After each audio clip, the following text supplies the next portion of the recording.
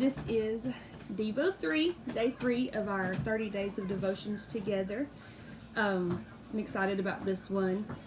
I had notes for other ideas, other things that have been in my heart that I'm wanting to share in the future. But for today, I feel like this is what God placed in my heart for today. So hopefully there is somebody out there that needs to hear this for today. The verse that we're going to use today is John 14:6. Jesus saith unto him, I am the way, the truth, and the life. No man cometh unto the Father but by me. In amongst, this, it kind of starts growing. You get a thought, and it's like a little seed, and it starts growing and getting bigger. With that has been in my heart an old song that we used to sing is, Jesus is the answer for the world today. Above him there's no other. Jesus is the way. And that song and this verse were really hand in hand for today's devotion, because Jesus is the answer. Whatever we're facing, whatever we need, Jesus is the solution. There's no problem that he's not the answer to. I'm not a mathematician. I have friends who are, really good at math, and I'm not. Not even close. I don't even like math. Don't tell them. But it's not my forte. Everybody has a different strengths and weaknesses. Math is not mine. But, when you're learning math or you're teaching math, there are always problems or equations, and they're going to have an answer. Usually with those, there's a right answer or wrong answer.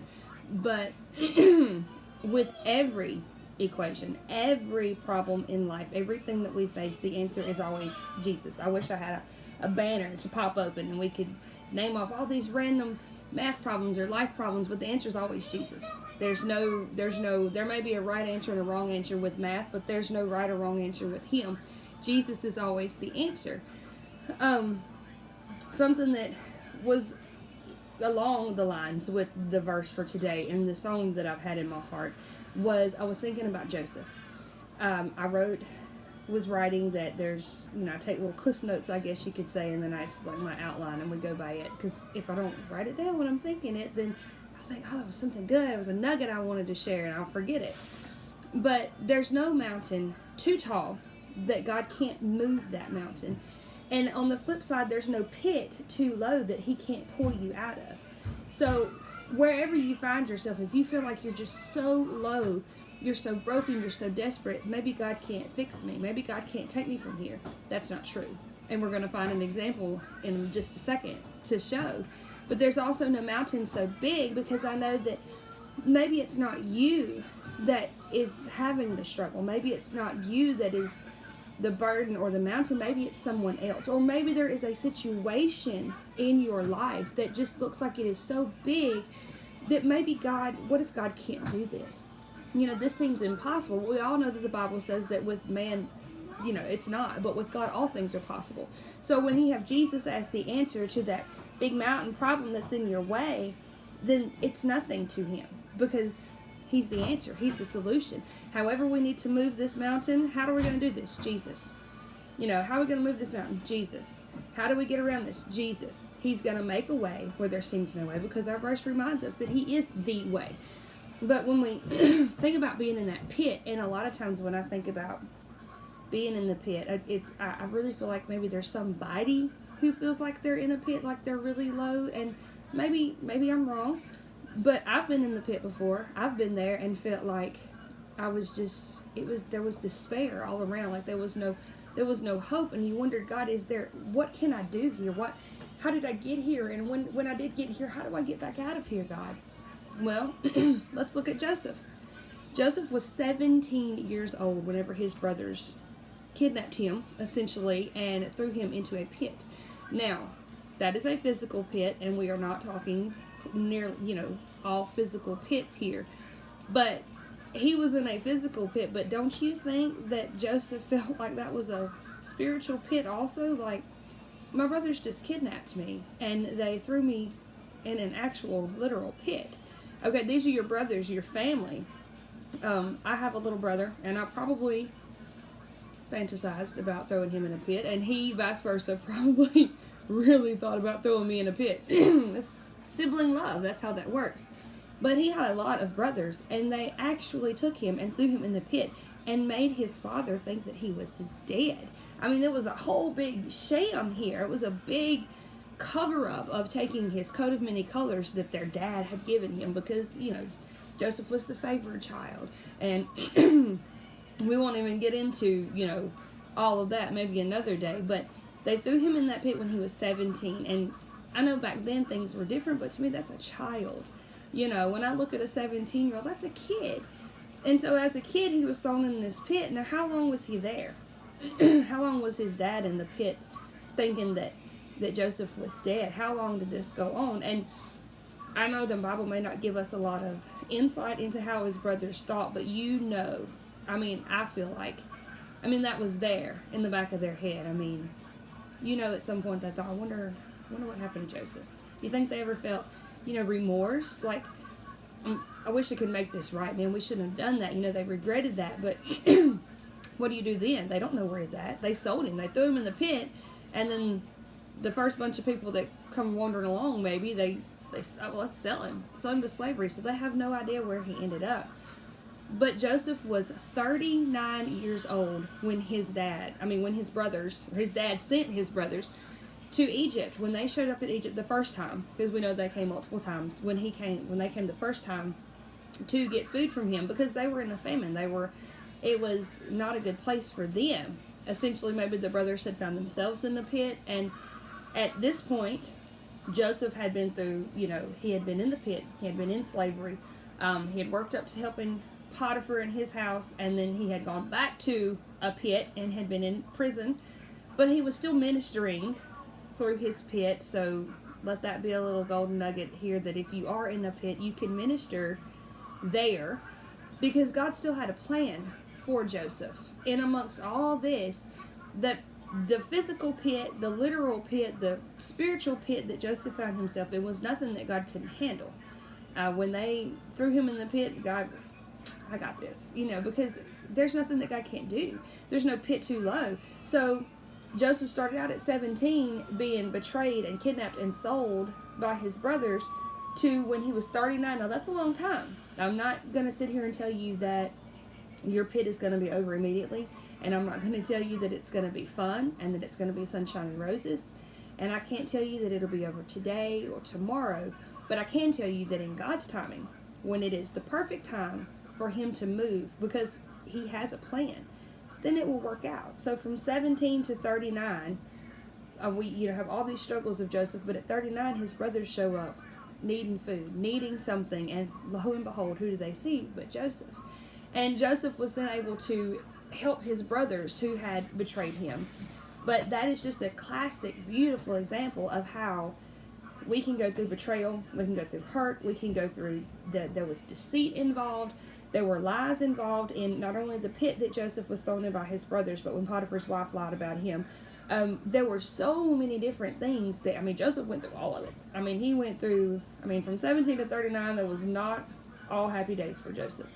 But he just kept working. He ministered, when he was in prison and they came to him with the dreams, and he was able to interpret, is the word I'm looking for, their dreams. He was able to interpret dreams for Potiphar, and God used him in a massive, amazing way to not only help his family, but to help the people in Egypt, the people that were there, and Potiphar, and probably from the lowest people on the totem pole up to the whole kingdom, Joseph was able to minister and to help them.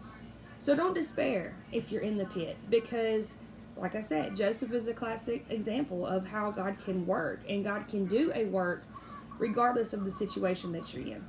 But you need to understand, and you need to believe that Jesus is the answer, and that Jesus can get you out of there. Because Joseph didn't just, I'm sure he wanted to, but Joseph didn't just quit. Because if Joseph had just quit and give up, God never would have been able to move through him the way that he had. He would not have been able to use him the way that he did. Whatever you are facing, we talked about the mountain and the pit, but we can break that down to a little bit more personal level. Jesus can mend the broken heart. Jesus can heal the damaged marriage or family. If your marriage is in trouble, if your family feels like it's just being rocked and just upset and turned up on its ear, God can heal that. God can make that new. And I think that there's something we need to remember there, that God can mend and God can heal. But when God does a healing and when God does a work like that in a broken heart, in a broken marriage, in a broken home, in a broken relationship, God doesn't just fix what's broken. God makes it new. Because whenever we seek God and we run to Him and we say, okay, God, I need something, I need you here. Because what I'm doing, whatever I can get my hands on to do and to try to help is to fix it. I can't fix this. And when we run to Him, we know that He's the master creator. He's the potter and we're the clay. So He doesn't just mend our broken pieces, but He makes them new. And He starts a whole new work and makes it over again. Life with kids, y'all. So He won't just fix the broken things. He's going to make it all new. And it can be better than before because Jesus. And y'all know you're probably thinking, it's probably easy for me to sit here on this little TV screen or, whatever you're watching on and to tell you that, hey, God can do this, God can do this. Well, I may not be right there in the pit at the moment, but I've been there before. And the chances of me going there again, unless Jesus calls me home today or even tomorrow, I'm going to go through some more because that's how this is. It's life. We are flesh and we are going to fight and we're going to have days where we just feel like it takes everything we've got to push forward. And those are the days that we have to remember Jesus is the answer. Jesus is the way. Jesus can fix this. Jesus can solve this. And those places, those pits and those mountains that sit in our way, they force us to turn our vision onto Him, and we're looking to Him for help. And it forces us to rely completely on Him. Because let's face it, when I try to fix things myself, I usually end up making a bigger mess than what I started with. But if I can ever just get my hands off of the situation, and I would allow God to come in and put His mighty hands in the situation, well, that's when the change and the newness and the healing begin to take place. So don't despair if you're in a pit or if you're facing a massive thing that is in front of you, because this is going to be a time when God can use this to teach you to rely solely on Him. It's easy sometimes to think, well, I don't need anybody. I'm not needy, or I don't need this. Well, we need God. Just quite frankly, we do. I do, and I'm not even ashamed to say that I need God, because without Him, what am I? I mean, really. I told a friend the other day, I said, I'm just an old lump of clay. That's all I am, and that's what I am. And without Him, what purpose do I have? What purpose does my life have? Because all good things come from Him, and I'm a wife and I'm a mom and I do all these things, and those are blessings, but those are ministries because God gave them to me. God blessed me with a home and to run, to be the keeper of, and with my children, to be a mom. There's this, women are it's my heart, and moms is a ministry. Being a wife is a ministry. There are things that we do and take care of and help with that nobody else can do, only we can. But without God, where would I be? How could I run my home? How can I keep my home? How can I keep the hearts of my children and the heart of my husband the correct way, the best way that I can without Jesus in the middle? I can't. I mean, maybe you have a different opinion and that you can, but as for me and my house, I need God. I need Jesus. We need Him. My family needs Him. And I may not just right here within the four walls of my home be facing a situation, but there are situations in my life and in my family's lives that we need God. We need Him to move. We need Him to intervene. And until He decides to, until it is time, it is His timing, then I'm just going to keep pressing. I'm just going to say, okay, God, I know You can pull out of this pit. Okay, God, this mountain is so big for me, and I can't move this mountain by myself, but I need You, and I know that You can. Whatever it is, Jesus can make it new. Jesus is the answer. Whatever the answer is, whatever the solution is, maybe you don't know, but He knows, but He's still the answer. He has the answer. He can loose the hold of oppression, depression, anxiety, fear. I see that a lot lately. We faced it in our own family. In the four walls of my home, we faced it. And guess what? Guess what brought us out? Jesus brought us out. He can break the chains of addiction. I've seen it again. You know, I've watched with my own two eyes God do miraculous things. Honestly, there are too many times in my life, either personally, within my small family unit, or just in people that we know and that we're in relationship with, or in our communities. But there are too many times that I have seen God move, that I have seen Him just, with no warning, just move in, just swoop in and make a way where I'm telling you, there was not a way. There was no way. And all of a sudden now there's this way. And not just a way. I mean, when God does a work, God just doesn't half-heartedly. He doesn't do it like this. Like when God makes a way, it's not so tight that you can just barely squeeze through. No, God makes a way. When He made the way on the Red Sea, there was not just enough space for them to walk single file or walk. No. Can you just imagine it? When they're walking through this on dry land, nonetheless. I mean, this is a seabed, okay? It is dry. And just imagine looking up the sides, and there is like an invisible barrier that keeps the sharks from getting to you, and the fish are only able to swim so far because, no, that's not our part right now, guys. We can't get through there. That's for the Israelites to walk through. So when God makes a way, God makes a way. And I've seen Him do it time and time again. And let me just go on a step further. I'm going to see Him do it again. Because the situations that my family is facing, the situations that my friends are facing, the situations my family and my church family are facing, I'm going to see God move in those. Because there is nothing less than that in God. You can expect nothing less than for God to move, because when He gets ready, He will move. Because when we take all the problems that we have and all the situations and we put them at the feet of the answer, then what's going to happen? I mean, we have the answer. We have the question. And we have the problem. We just have to put two and two together. You know, it's almost like a multiple choice. Well, here's the problem. Well, here's all the answers. So which one do we choose? Well, Jesus, Jesus, Jesus, Jesus. Choose C. C is Jesus. All of the above. You know, that was the old cliche when I was in school. Just when in doubt, choose C. Tried that a couple of times. Sometimes it works, sometimes it doesn't. But if Jesus is number C. If Jesus is number C, that's how good I am at math. That's always the answer. It's always going to be the answer. It's always going to be the right answer. It's always going to bring peace. It's always going to bring joy. It's always going to bring victory. And He's always going to make a way.